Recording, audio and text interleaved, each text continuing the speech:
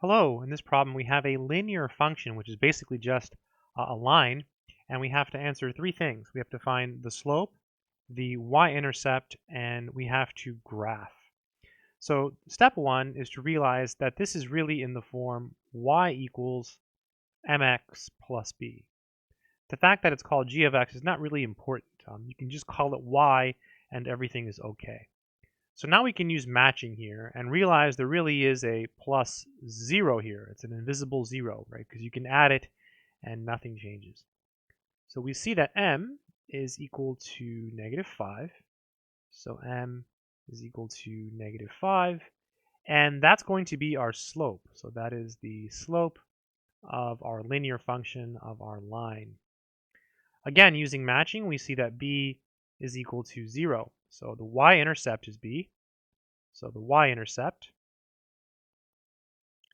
is equal to 0.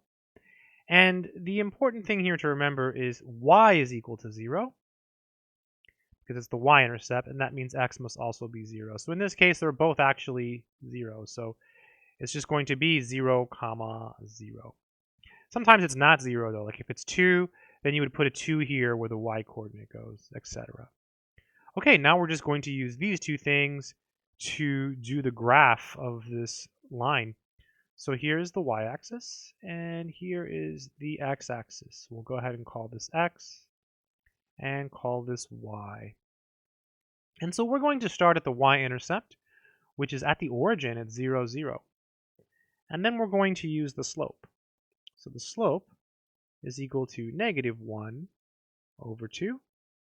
And that's the same thing as rise over run. By the way, you can put the negative anywhere you want. You could have put it on the bottom as well.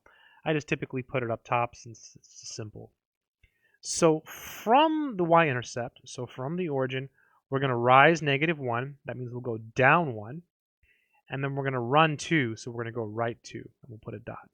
So down 1, right 2. Connect the dots, and then just extend it to make it look like a line. And that's it. That's the graph of our line. I hope this video has been helpful to someone out there in the world. Good luck to you.